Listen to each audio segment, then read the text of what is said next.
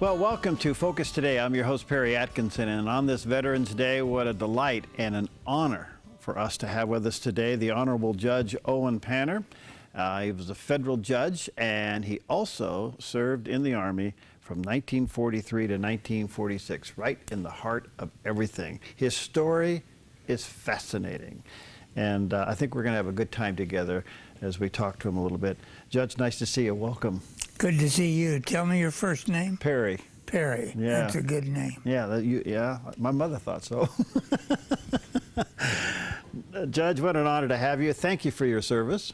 Thank you. I'm glad to be here. Well, it's not often I get to talk to someone of your generation, and you were born in 1924 in Chicago. But tell us about your childhood first. Well, I was just in Chicago to be born.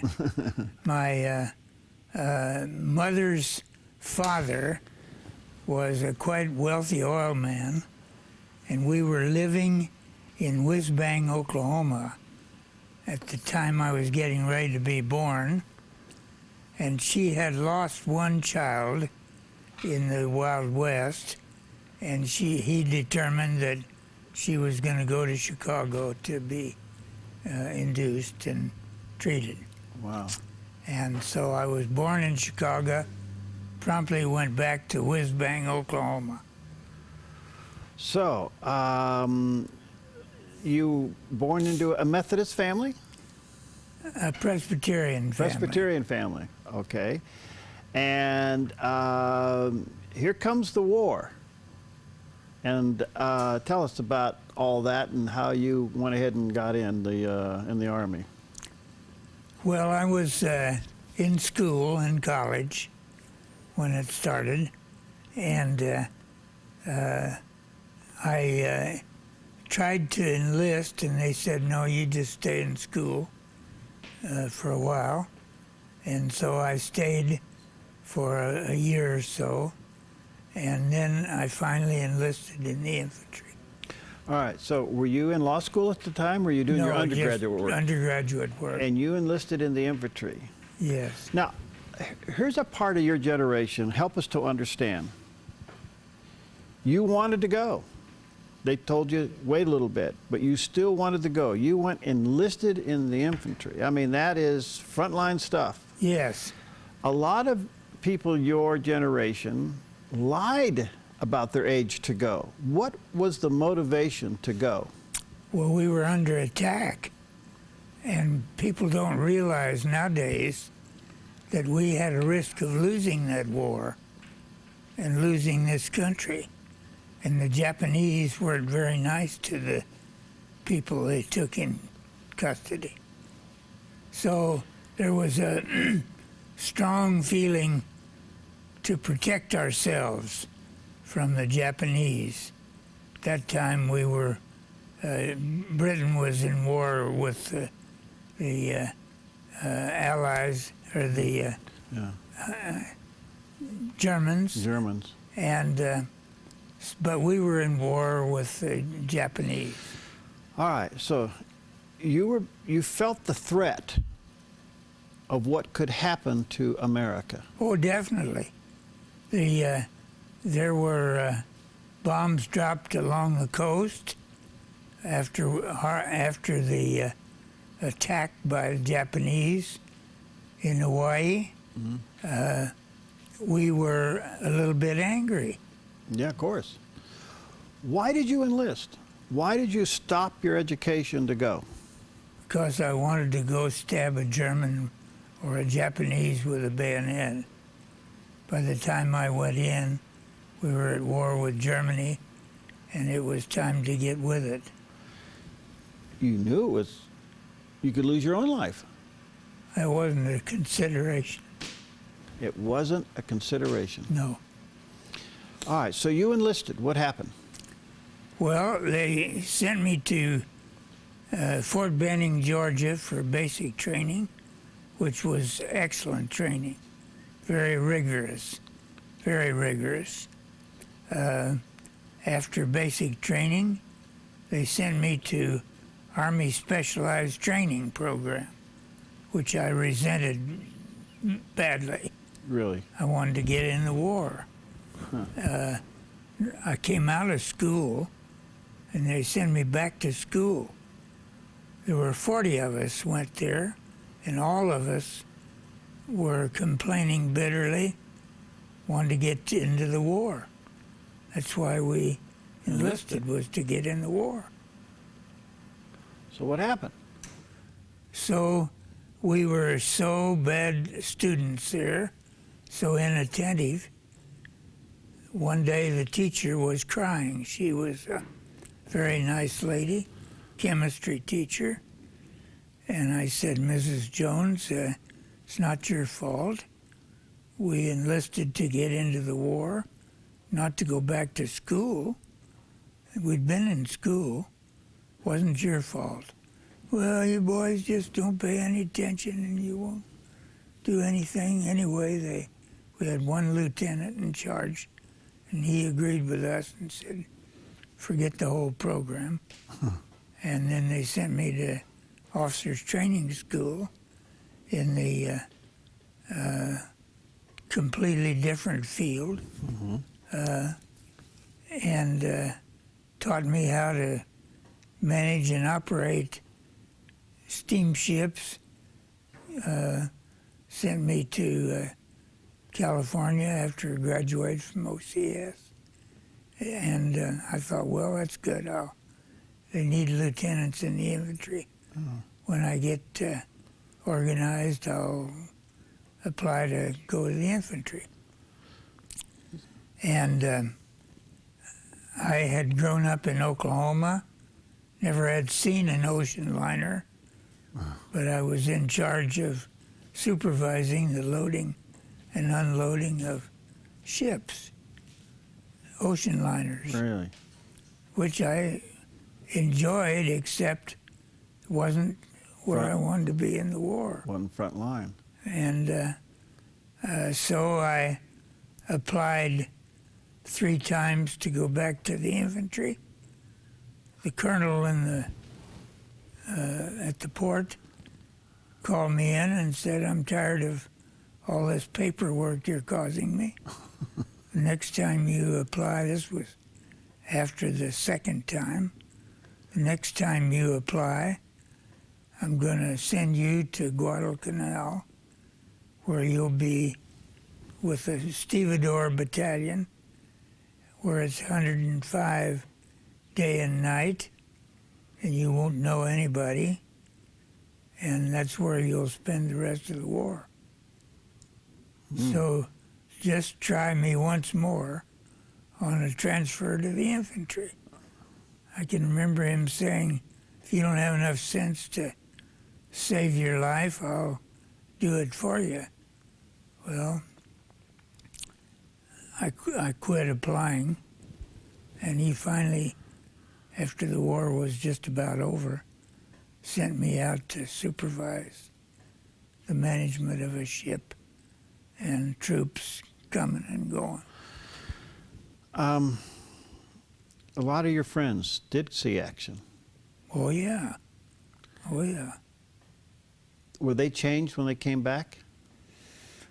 No, not like we've seen in other wars. So what was the difference about World War II and subsequent wars?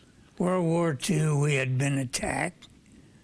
We were the defenders, and we were mad at the Japanese and very shortly the Germans. And in the other wars, there was a lot of problems and discussion about how we shouldn't be in this war. Yeah, yeah. All right, Judge, let me take a break here. When we come back, you've lived to see America attacked in Pearl Harbor. Yes, It incensed the citizens to go out and fight and protect ourselves. yes. We were attacked again on 9/11, and the response is entirely different. I'd like to have you comment on that. We'll take a quick break. Our special guest today is Judge Owen Panner. We'll be right back.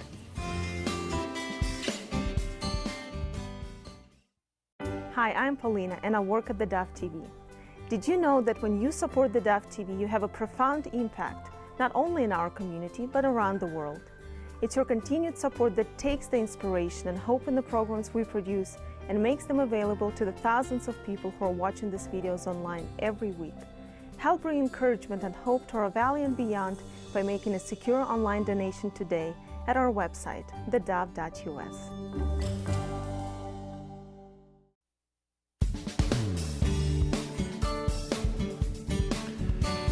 Okay, we're back, and what an honor to have with us today the Honorable Judge Owen Panner. He's also a World War II veteran, and he was served in the Army from 1943 to 1946.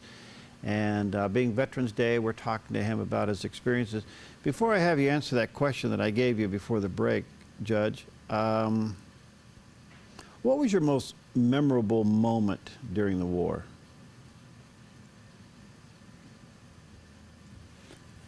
Well, I think probably clearly when Pearl Harbor was attacked before I went into the Army. So you remember hearing the radio reports, hearing all about it? We were right in the middle of it. You're right in the middle of it. How were you treated when you come home? Wonderfully. Okay. That's the difference. Yeah. That's the difference. Okay. I couldn't help but hear you all talking out there on this subject, and it's very clear what happened. Yeah. When we went to war, we were the defendants. We were patriotic, everybody was, and there was no question but that we had to be in the war to fight. When the others came in, the other wars, altogether different. As I mentioned earlier, I was a reporter for a radio and television station, and I flew to Travis Air Force Base and landed with a reporter. And I remember the first batch of Vietnam veterans coming home, getting off that plane, and the moment they stepped on American soil, they all bent down and kissed the ground. They got on a bus and were escorted off the base to another facility, and as they left the gate of the base at Travis, the protesters were out there spitting on them. And the contrast, I'll never forget it. I'll never forget it. So there certainly was a difference between World War II and World War, let's say Vietnam War, and then of course we've had the Afghan War and everything else, the Iraqi War. Do you think America has the resolve to protect itself now like it did with your generation when you were called to respond? I could only guess on that subject. You don't know until it happens. So I really can't speculate, but I do know that the attitude in the country was different. There were an awful lot of people in the country that didn't think we ought to be in those other wars. It was tough on the servicemen. The soldiers didn't have that choice. Many of them were conscripted, and they didn't have a choice of whether they fought or not. But there was a different feeling. In World War II, it was enthusiasm to go get them. You know, Judge, there seems to be, since Vietnam and the way the veterans were treated, we seem to have learned our lesson. Even though we may not agree with the war, we want to honor those that went and have gone and are there fighting. It seems like we've turned that part of the argument around. We want to honor the vet. We want to honor the current service person who is now out there. So it seems like to me, as bad as Vietnam was, we seem to have turned that page. I agree. I think it's, you become a little more knowledgeable as time goes by. Mm-hmm. And you realize that those vets in other wars were just as strong as the people that were in World War II. How did you handle 9/11? you witnessed Pearl Harbor. It got into your soul. You got up, you left your education, you wanted to go from there to the front line. Now, you didn't quite make it to the front line, but your attitude was, I want to go out and defend. Yeah, sure. We were innocently attacked on U.S. soil on 9/11. 3,000 people lost their lives. We did have somewhat of a patriotic pushback, but that quickly faded. How did you handle that? Well, I don't follow you on the pushback. I don't know. Well, we seem to, after 9/11, George W. Bush says, we're going to go after them. We're going to go find them. And there was an okay of a coalition to go after those who had done that. And there was a real sense of genuine patriotism. People went back to church and we waved our flags. Yeah? It faded quickly. Well, it wasn't under Bush. And I'm not criticizing him because he was a great hero to me. But Roosevelt was the president when all this happened and remained the president for 3 terms and did a great job. Even though I'm a Republican, Roosevelt really did a job building up this country and taking advantage of the fact that we were the victims. And that didn't terminate until after World War II was over. Okay. And I think maybe what I was trying to refer to was September 11th, 2001, when we were attacked by Al-Qaeda. You know, the Twin Towers got hit. Yes. All of that. What was your feeling about that? Same way that it was about the Japanese attacking. We were in war, really in war then, from 2 sides. Yeah. And so the feeling was, fight it out, tough it out. It was all part of World War II. Let me ask you this, back to when you were there in the war, how did you receive the news that the war had ended? With great celebration. Great celebration. Where were you at the time? I was on a ship out of San Diego at the port, loading and unloading troops. We suddenly had to change everything around, stop the presses, send out back all of the manuscripts, and we were celebrating, drinking whiskey, and the colonel came in and said, Lieutenant, I want you to go to San Francisco tonight. And I said, but Colonel, I'm partying. I'm drunk. And he said, well, you don't have to worry. You're just a carrier, a courier. So a man will come with you on a private airplane. They will take you to San Francisco with all these manuscripts, and they'll sort through what they want to go out to the Pacific, what they want back unloaded in light of the change in the war. Wow. So it was a big event. So how long were you in after that? After the war had ended, how much longer did you serve? Well, the war didn't end entirely at that time with the Germans. It ended with the Japanese first. Right.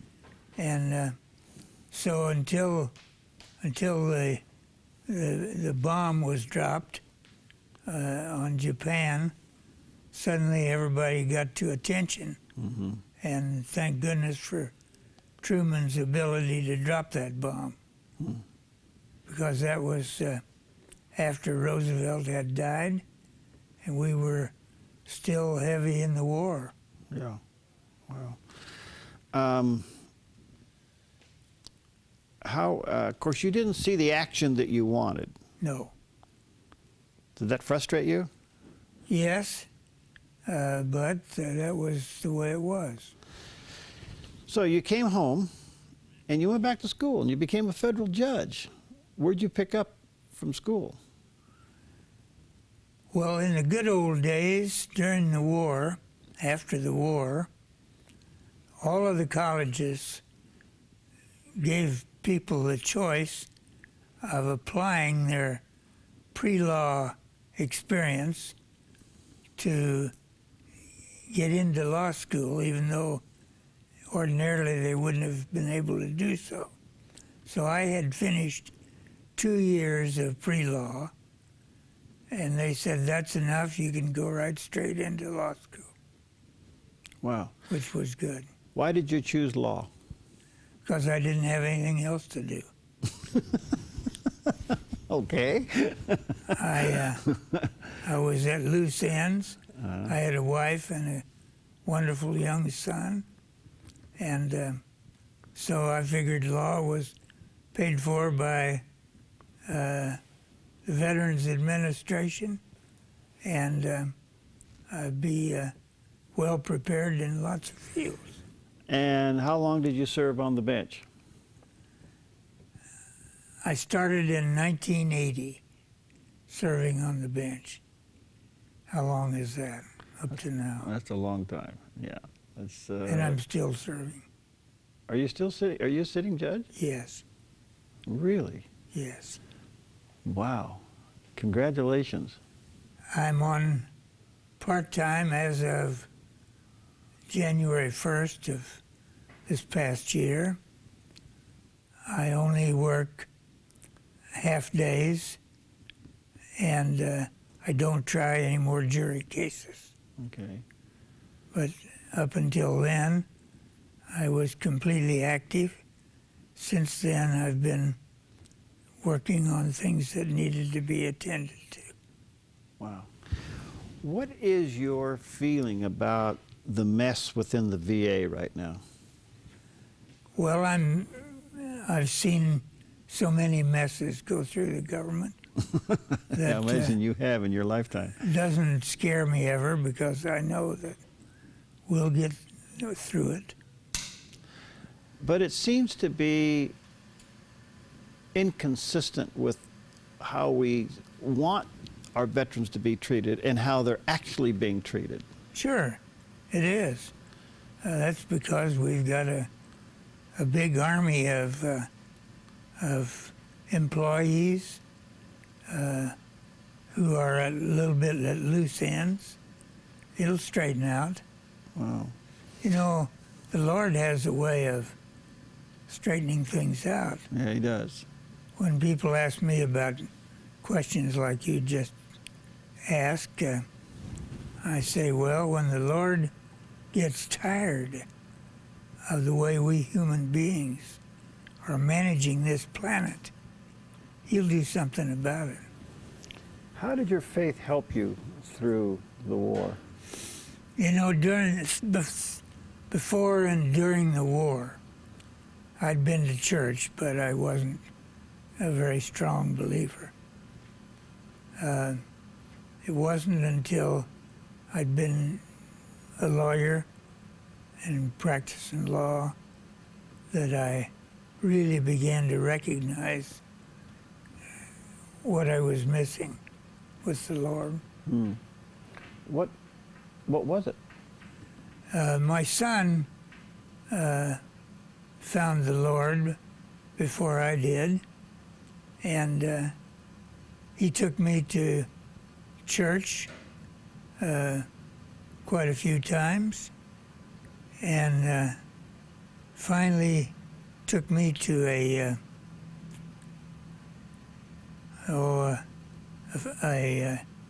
one of the churches that celebrates a little more strongly than ours. I'll put it that way. Okay. Anyway, I found the Lord, and I've been very close to him ever since. Wow. Well, you're a treasure. Well, I don't know about that. I do. My wife might not agree with that. Well, I'm interviewing you, not her. I want to say thank you for your service. You're welcome. Thank you for your years of being faithful on the bench And I did not know that you were still practicing. And what circuit would it be? What federal circuit are you in?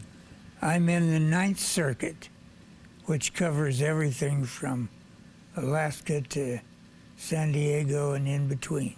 Wow. However, my base is Medford, Oregon now. Really? I chose to go to Medford, which judges have the right to do, pick where they want to go. And we needed a judge in Medford, and so I decided 9 years ago to come down here. Good for you. Thank you. You bet. Thank you for your time, your service, Thank you. your testimony, and the very best to you and your family. Thank you. Okay. God bless you. You too. We'll be right back.